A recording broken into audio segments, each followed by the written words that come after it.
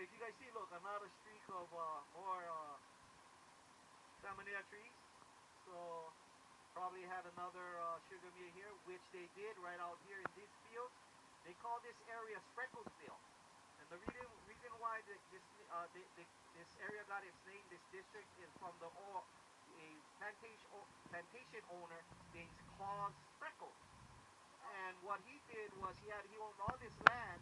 What he was one of the really good plantation owners is that for all his workers, he built all these homes inside here. Not these homes, because now they're multi-million-dollar homes. But he built homes over there for them to live, to work the field. So when he passed, they named it after him. You see that left turn inside there? So if you turn left, you go all the way to the end of that road, and on the third house and make a left turn, and the third house on the right is Willie Nelson's home. Anybody know Willie Nelson? Yeah, so if we get back really early, we'll drop by and stop by Willie Nelson, see if we can smoke a joint with him. Yeah? See if he's willing to share a joint, right? So we can say hi. But as you can see, look, they're still planting more over here.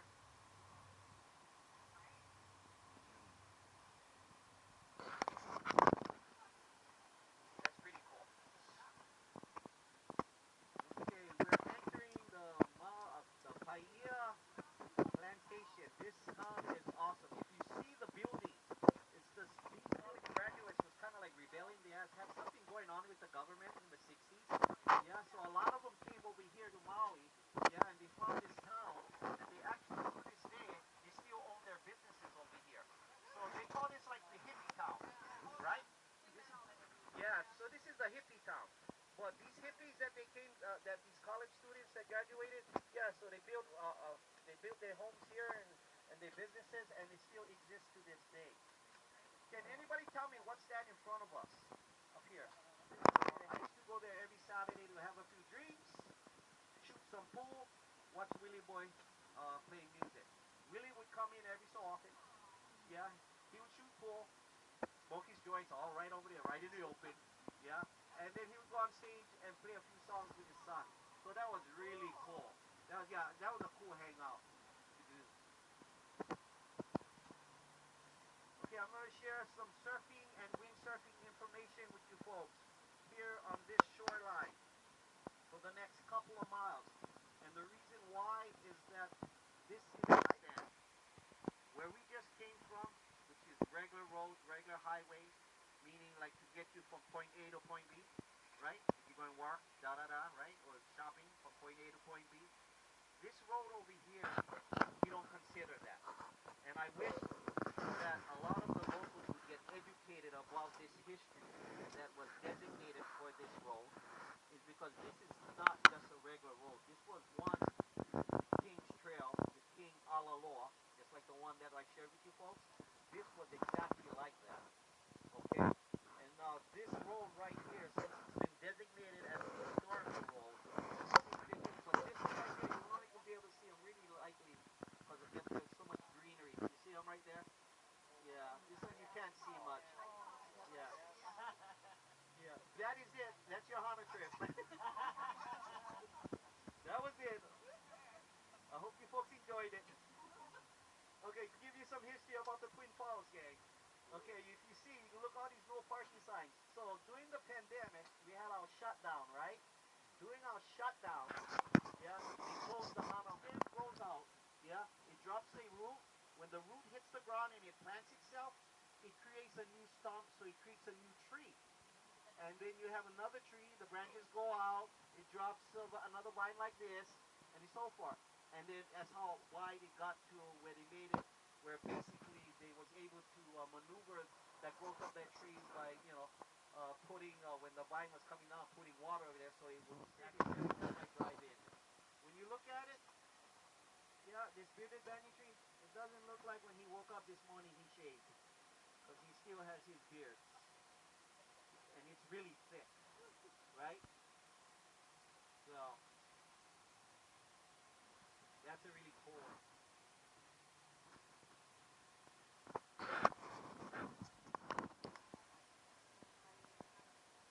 Here, one more time. Just to ease the pain. There we go. See, we went straight. You see that? I should get really good criticism on top of my driving skills, yes? 5 stars on the driving skills. Okay, here's another tree that I want to go over regarding how important it is to our rainforest. This is the paperback eucalyptus trees here on our right. You guys see them? Okay. When I look at these trees, I can tell compared to the hauhala that we see, the hauhala tree that the lahala tree that we see, I can tell when I see those we're on lower elevation. This one, when I see this paperback, we're getting kind of like in the midway elevation of this mountain.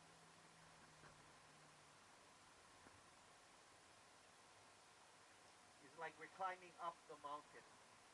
So over here, this is the Kailua district. This is really country.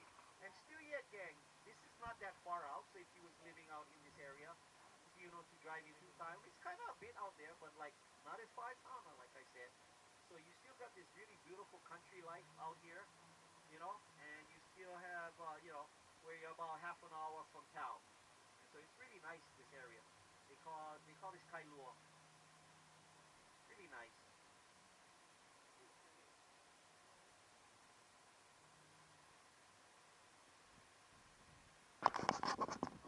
Ditch where we came from.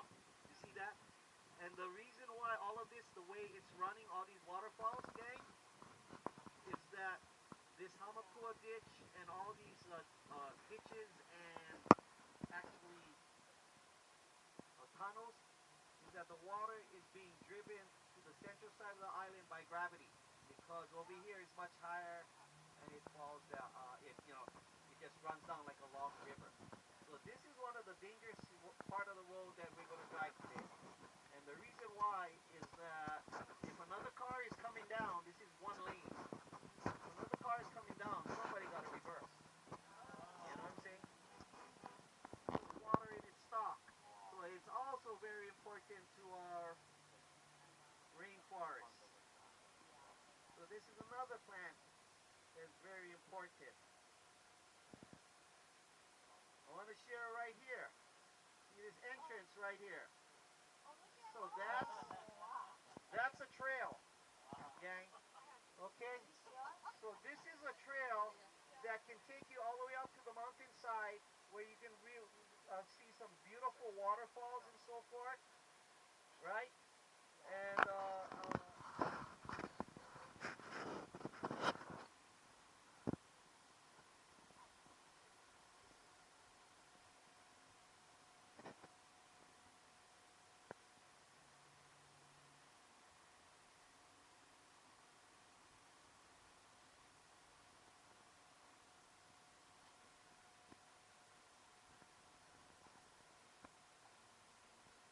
we're coming into the eucalyptus rainforest. And Derek, you hit the nail right on. You see that, guys? See when we set back? Look, we got the whole place to ourselves. We don't have 4 buses parked in a row. Okay, very important. This is our first stop.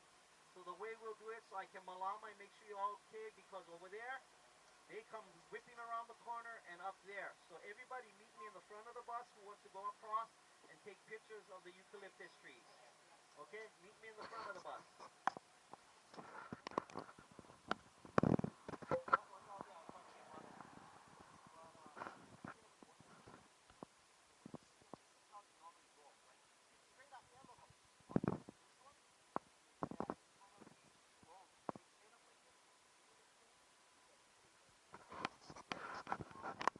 What kind of going really well.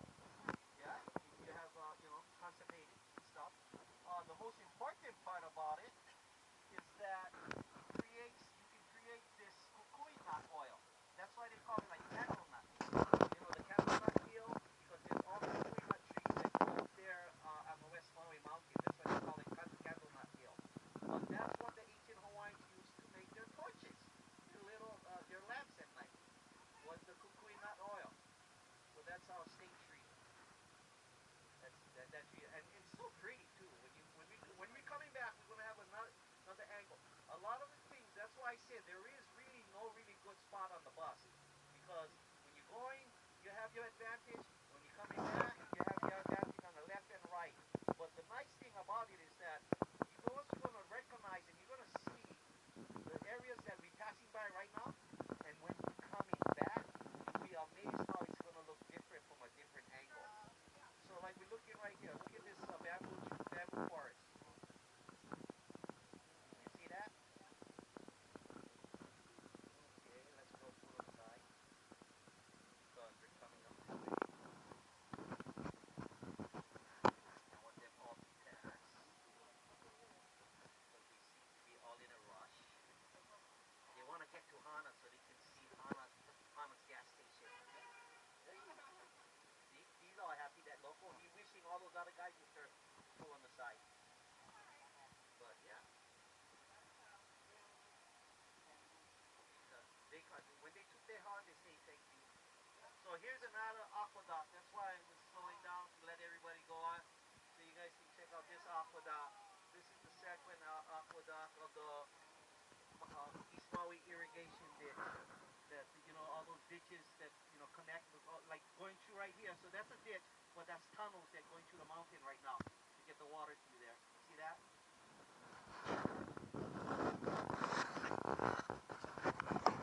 Yeah, was bought by the Polynesians.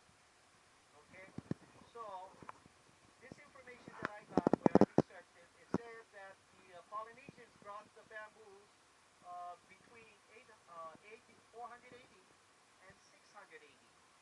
So they didn't even know when the Polynesians came to Hawaii to discover Hawaii. Okay, and they say when they did come, yeah, they brought the bamboo with them. My grandparents and my parents that was passed down the information was passed down, because they also said when the immigrants was coming over to work in the sugarcane field, the Japanese, the Chinese, they brought the Chinese bamboo, they brought the Japanese bamboo, they brought the Australian bamboo, yeah, all the different types of bamboo. But what my grandparents said, which made kind of a lot of sense, is that the bamboo was already here before anybody came. And what that means is that if you look at the Hawaiian history, if you look at their homes, yeah, all their homes and their structure of their homes was built by bamboo. So they have to have the bamboo here before even the immigrants came, right? Before they bought it. So what my parents and grandparents call this bamboo over here in front of us, that we call it the Hawaiian bamboo. So my ohana today, they might have all kinds of different names in Google about these bamboo, but what is the bamboo that we have over here, my ohana? Hawaiian bamboo. So we're going to be able to see a lot of different Hawaiian bamboo, and that is from my Hawaiian heritage. You guys got it?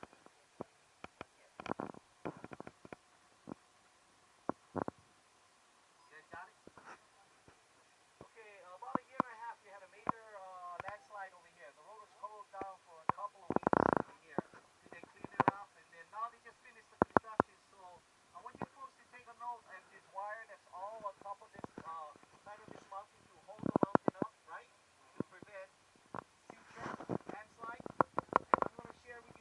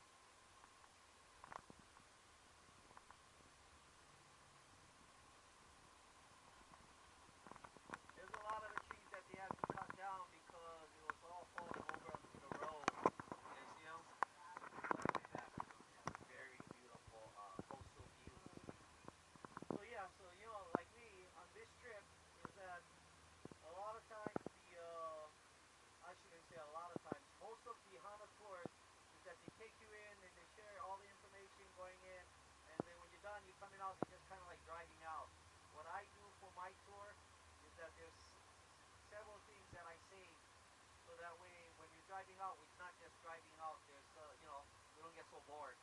You know what I mean? So I leave a couple of activities and sites that we can, as we pull over, not pull over, but slow down to take pictures and stuff. So don't worry if you see Derek, wow, he's just passing him by. Don't worry. We're going to get that on our way back. Trust me.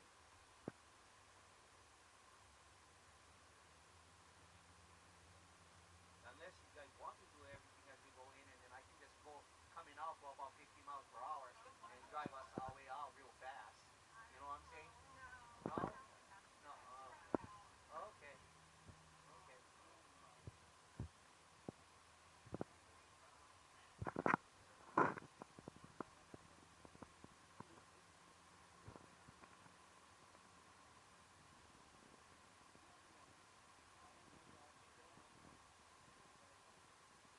Okay. Look at that beautiful view that we have here of the coast over here on the left. It'll be much more beautiful on the way back because we'll be on the right side of the road. You guys see that rock, that little island in the middle? That little stone, like there's a little island sticking out. I don't know if any of you in here seen that movie or heard of the movie, which was an Oscar movie, Papillon or something like that, Papillon, with Steve McQueen and Dustin Hoffman. That's where Steve McQueen dove off of, got into the water, swimming into the other ship that was in there in that movie. So that's where they filmed that. Papillon, Papillon, Papillon, you pronounce it? Yeah, that's a really old movie. Yeah, that's my parents' movie, kind of. Yeah, I heard it. Yeah, it's a really good one.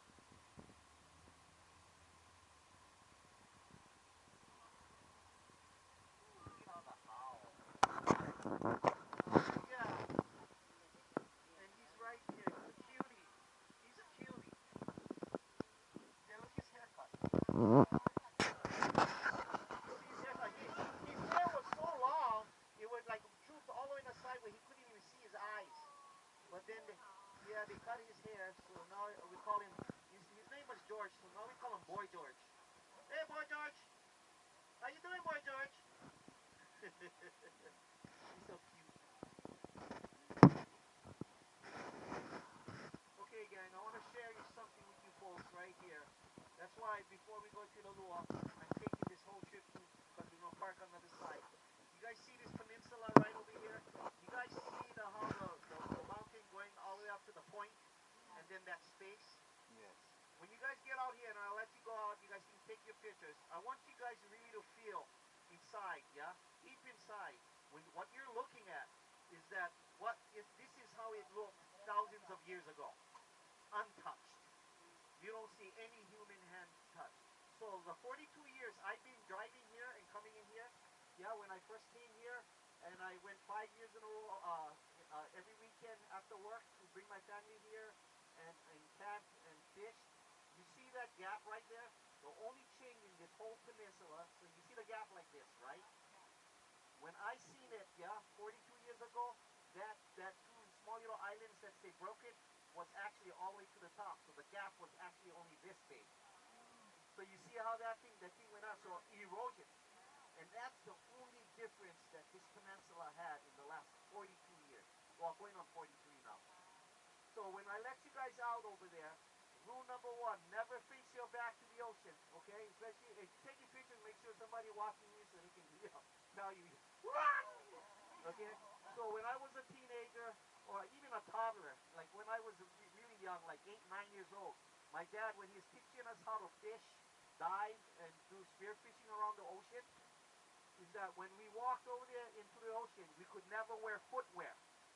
Is because what he said is that when you're walking down here, you can walk until your feet start hurting because you have no feet wear. Like, so if you walk all the way down here, you look how smooth the rocks. I could probably walk, as soon as I reach the pokey rocks, my feet start hurting. My dad said, stop, turn around, and go back.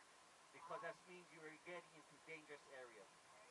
So you're right, Cholo, you can walk all the way there barefoot, right? Try to walk on top of the lava rocks over there. It start hurting, so that means turn around. It's not safe. Okay? You guys had, I'll give you guys that little learning history that I had. So that way you can make sure that when you're moving around the ocean, especially today, go look at that, the waves cutting up. You could like be like right here, and a big set just come in and wipe you in. You know what I'm saying? Okay. Yeah. And then how do you have